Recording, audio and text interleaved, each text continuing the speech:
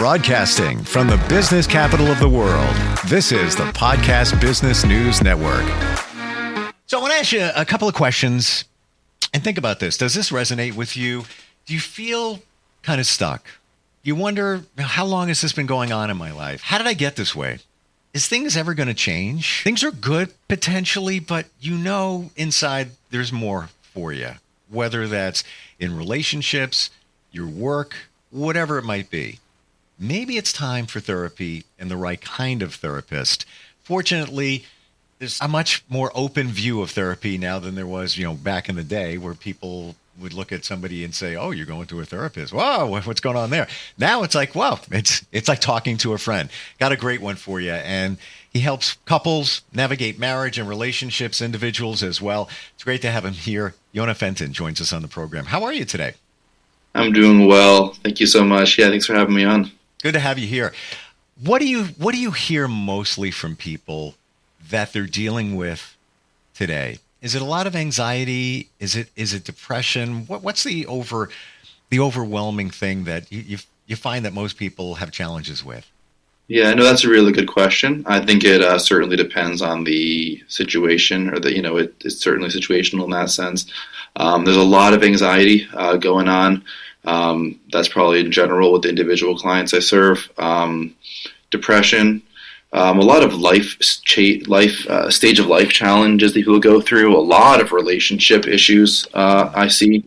And again, it really depends on who I'm working with, right? Whether it be a adult male or a couple or adolescent. Let's focus on relationships, couples. Yes. We'll go in all directions here, individuals after that. But when it comes to the relationship, is it mostly the cliche when people say communication? You have to communicate better. Is that really the thing? I think it is the thing, but I think that comes with a little asterisk or a caveat, and that is that what does that mean? Right? Communication at the end of the day is the way we connect with one another. And if we're not communicating, that means we're not connecting. And yeah, is communication the problem? Yes. So if, let's say there's an affair or something, you can boil that down to a communication problem, right? We're not communicating in a way that we feel connected in our relationship. If we're just having a hard time getting along, we're fighting about little things. Again, that's a communication problem. So yes, I do think it still boils down to communication, but I think that communication has to be taken in a broader sense, which really means a way to connect with one another. Why is it that in a partnership, marriage, couples, whatever that relationship is, why does it change years later? It was good in the beginning, and now it's not so good anymore. What goes on there? Yeah, Steve, that's a great question too. I think we change. We evolve as human beings. We evolve as individuals throughout our lives. We evolve as a couple. And we're not the same person necessarily, hopefully not the same person 10, 20 years down the road we were when we first got married. And I think in an ideal relationship, 10, 20 years down the road, you're looking at your relationship and saying, this is way better than it was when we first started. Might have had the same fireworks, but I feel so much closer and so much more connected, going back to that word, and so much more free. I think oftentimes in the beginning of a relationship, we're very dancing around, try not to upset one another, try not to trigger one another. And it's great, right? We have a lot of fun, but we're also not really being ourselves. Yeah. I think the more we grow up, and we grow into ourselves, the more we grow into our relationship, the more open we can be with one another. I think it's very true. Like we have a mask on, a lot of times in the relationship. There's a song by Billy Joel. I play music on the radio, have since I was a kid, literally. Yeah. Still do. And music downloads. And what you just said, there's a song called The Stranger by Billy Joel. Uh-huh. And basically it's that. Like we put a mask on, you come home, you don't even know who this person is because, you have a mask on. Do you feel, this is what I've heard, and like you said, that things change. Mm-hmm. That we reevaluate our lives basically every 5 years. We take a look, so what's going on here? Relationships, jobs, and everything. And then they have that thing called the 7-year itch. And then if you add 2 years onto that, that's the time it takes you to take action if you're going to. and that's where you get that 7-year itch, or you change the relationship. Gotta tell you, I don't try to read into it, but I've looked at every relationship I've been in, and every 7 years there was a pinnacle point. So Yeah. I don't know if that's true, but what are your thoughts in terms of that every 5 years basically every 5 we reevaluate our lives? Yeah, no, that's actually a really interesting point. I just was working with someone recently, and she actually brought that up. She said she's noticed that she only stays at jobs for 5 years at a time. Wow. And she'll and she just realized that it's always 5 years for some reason. That's interesting. And I think of also, yeah, I think there is something to that 5-year mark, right? We've finally kind of settled in. The excitement is kind of over. Yeah. Now we're kind of about like, do we really want this? Do we really like it? Right? Are we reevaluating ourselves? Yeah. I think there is something to that, actually, Steve. And I heard that years ago, and I didn't process it until I thought about it, in Yeah. my life situations. Another question on the couple situation. Do you feel, Yonah, that a lot of times, now we call it baggage. We bring baggage into the relationship. I always heard that, and I never, you understand, you have a, failed relationship here. It's still in your emotional backpack, if you will. Then you brought it into a new relationship. You can't get rid of it. It's part of your life. Mm-hmm. But when I look deeper into it in my journey, I realized that the baggage is also what you're carrying even from your childhood, which dictates the way you act today. So with those partnerships, those relationships, those couples, the communication is key, sure. But do you feel that it's things that we didn't resolve from our childhood, we're bringing into the relationship, both sides, and it works and then it doesn't work? Does that have a bearing on what's going on? Absolutely. I think absolutely it does. And I think what you're getting to now is really the core of the problem. Right. Deep point alert. Yeah, just saying. Exactly. Yeah. Right. Like when you do this thing, it always, activates me or triggers me, to use that, kind of common term. And it's happening for a reason. Yeah. Right. There is something that I'm trying to, resolve. And I'm getting activated by because you're doing something that's bringing something out in me, right? And I think that in the work with couples, that's really where it turns, right? Yeah. If I'm snapping at you and saying it's your fault that I feel a certain way, then that is a classic example of where a couple starts struggling. And then you're going to come back to me at one of two ways, right? You're going to fight back in all likelihood, or you're just going to retreat and say, I'm going to shut down and step out, right? Yes. Well, and the sooner a couple realizes that I'm reacting that way, yes, because of what you did, but more because of my own history and what you're bringing up for me at this moment, the more we can make that present, that's really what the conversations can start being about and how we can start connecting on a deeper level. So yes, I think marriages, families are really a place where we can't avoid it, right? We're going to get activated by stuff that came up in our childhood, and we can hopefully work through it together. But until you realize it, there's nothing going to change. I know somebody. I'll keep this really short. I know somebody getting divorced, and his wife just one day said, "I want to end this. Got kids, long-term relationship." Came out of nowhere, and then when he started tracing it back and everything that was going on, he realized that, and I know the family, so I know that the dynamics and everything going on there. She pulled the plug on the relationship just after her father passed away. And then he realized that she was cheating while her father was declining in health. And then when it was all said and done, he realized that her father did the same thing to her and her family. Just literally just one day walked away, and he cheated. And here's the cherry on top of the story. The man she's with now, because he shared it with me, looks just like her father. I mean, I don't want to say classic, daddy issues, but he's also same ethnic background, same hobbies. It's her father again. He's back. It's uncanny, right? It's uncanny. Yeah. When he showed me the pictures, I'm like, dude, are you joking? And he's swiping between the two. It's like, no, this is who she's with, and this is her father, and I knew her father. You know, I was close with the family. So to me, that sounds like she didn't resolve issues from the past. Absolutely.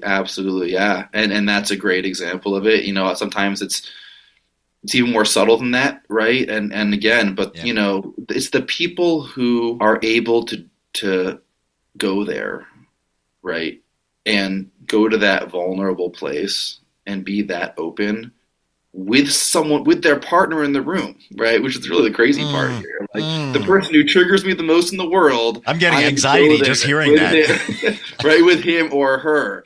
But imagine being able to do that, and have that person look at you and say, wow. I just want to be there with you for that. I want to be compassionate with that. That is I'm getting chills. I'm not even kidding. That's a breakthrough moment for a couple. When somebody admits, all right, I figured out why I do what I do. It's because of, you know, this happened in my past. Side note, when we talk about the past, we're not talking about necessarily major traumas. It could be these little things that were floating out there that govern the way you act today. But I almost can't imagine being in a therapy session with your other half, your partner, and then admitting, you know, that you figured out with your help. Like, talk about a breakthrough. Talk about bringing a couple closer. Oh my gosh. Yeah, absolutely. And look at, you know, there's so much there, right? Not only are you sharing that, but you're also sharing why you don't want to share that. Right. And like, you're embarrassed so too. Layers there. Yeah, absolutely. And what's behind that embarrassment? Where is that coming from? Right. So there's layers upon layers that, you know, we can try to get to, and then again, always come back to, all right, now share it with her, share it with him, right? And see what happens. Like, take that risk. That's got to be such a liberating moment, a feeling of freedom. Yeah. Where this is who I am. This is who I am. And I'll do what I can to work on who I am, but I'm letting you know what's going on. Absolutely. Yeah. Yeah. And this is, and, you know, and that's really the thing is, you know, and, you know, when I snap back, when you do this, right? When I shut down, when you do this, when I walk out of the house, when you do this, I'm not excusing that behavior, but this is where it's coming from. It's not about you. It's about me. Yeah. And that's really where they can start taking that turn. Absolutely. Well, you know, a lot of times somebody, and I'm going to say a lot of times it's the man. Yeah. Well, so I don't want to talk about later. I don't want to deal with this right now. Yeah. Essentially what he's saying is, I know I got a problem. I don't want to talk about it. Or I haven't figured out what it is, but I know there's things in me and I haven't figured out what they are, but I don't want to share them with you because I haven't figured it out myself. So how can I verbalize it if I don't even know what it is in my mind? Yeah. But exactly. Once you figure it out, you must have a lot of those breakthrough moments, aha moments when you work with people. Yeah.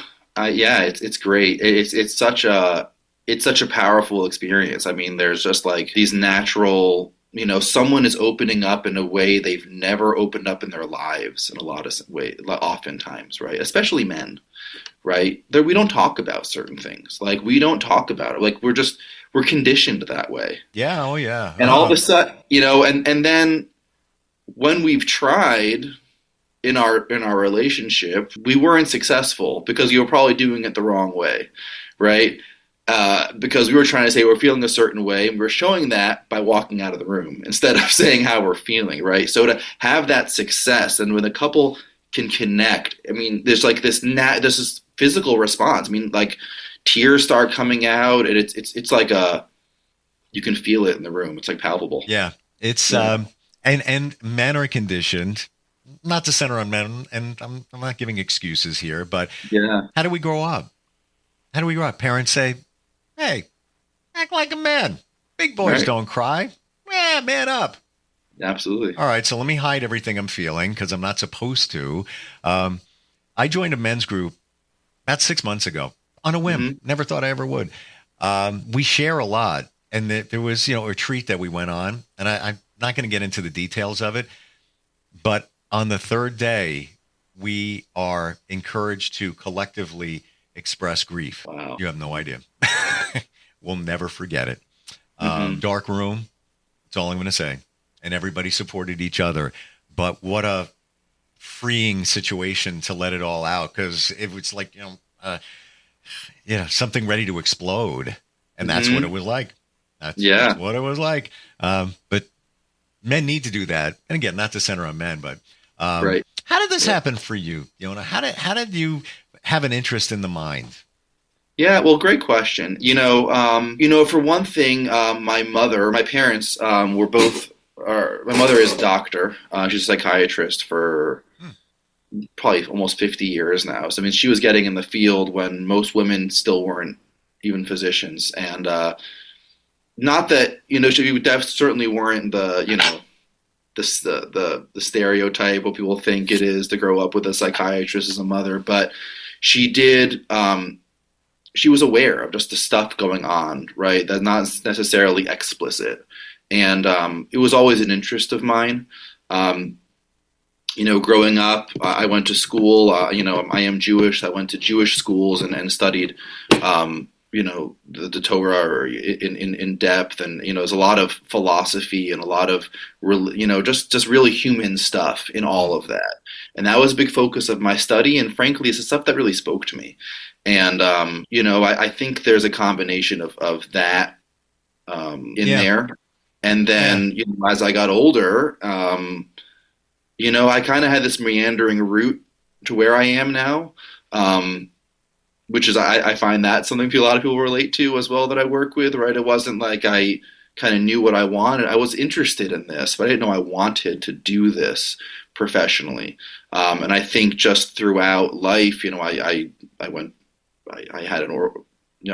to school, I went to yeshiva, it's called, and then I got a rabbinic ordination, right? I worked as a chaplain in prisons for a short while. Like, I really was in this field. I became a teacher, and then I was like, okay, what next? What now? I think it's time to revisit that. And then I really got into this world of psychotherapy, and I got my master's and opened a practice. So where I got here today. Yeah. I'm not Jewish. I have lots of friends who are. And in fact, I was just texting with a friend. Her kids were getting ready the temple for another holiday that's coming up. Yeah. It's that season. I can see you starting there and going deep into that, because there's a lot of study. There's a lot involved in that. And just to have that aptitude for that, getting you to studying the mind and how it works. Yeah. I wish I took psychology when I was younger. I dropped out. Yeah. Well, I don't know why I did. I thought I knew it all. And I was already I was in radio professionally when I was in high school. So I was like, yeah, that's what I want to do. But I didn't realize how impactful it could be, because I'm fascinated about what we think about, what drives us, all of that. When it comes to individual therapy, if somebody's in a relationship, is it a good idea to start with yourself instead of, bringing the other half in, work on that part of it? Would that, if you can do that, would you say that that's a good start? Well, it's a very good question, because I think it's a matter of dispute. And I think the simple answer is it's always a good idea. I think what you're going to do in individual therapy is talk about your relationship, right?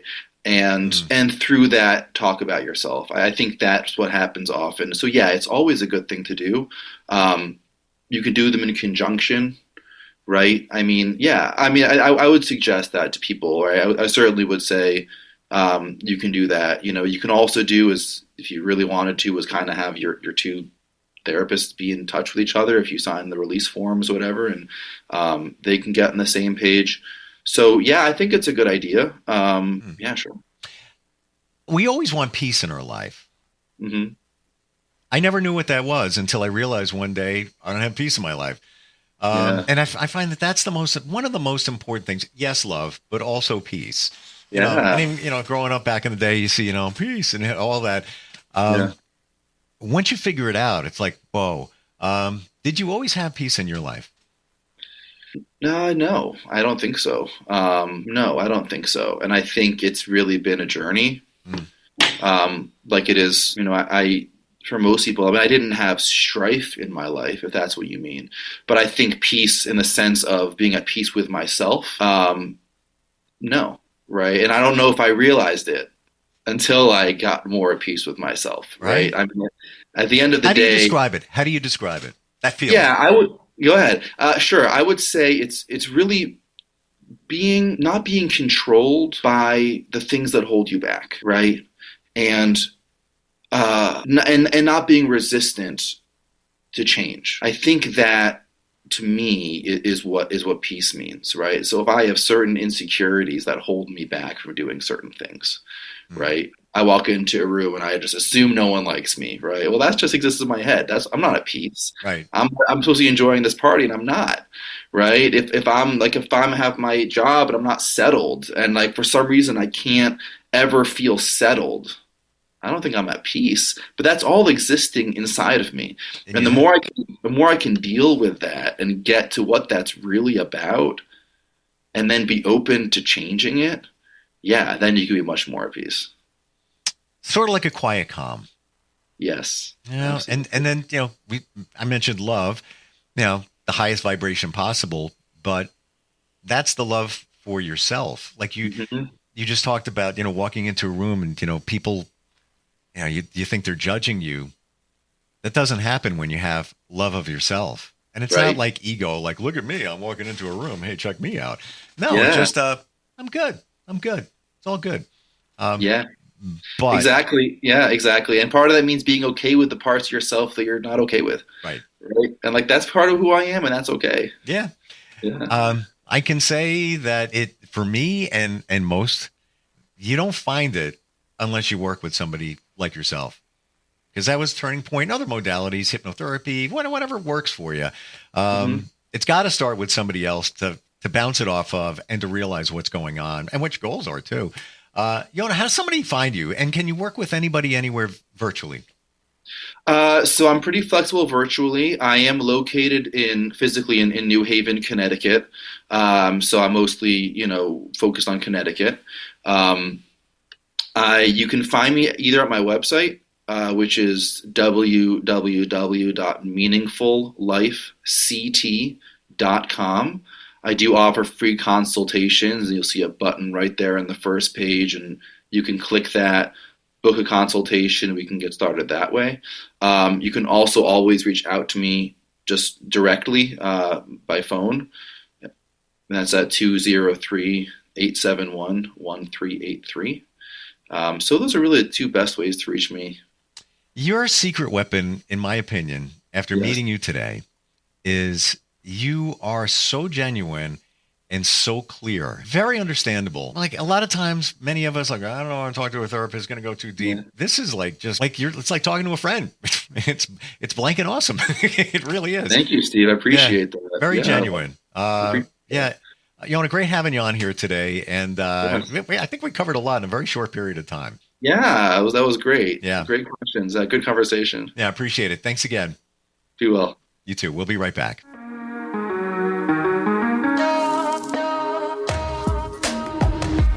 Broadcasting from the business capital of the world, this is the Podcast Business News Network.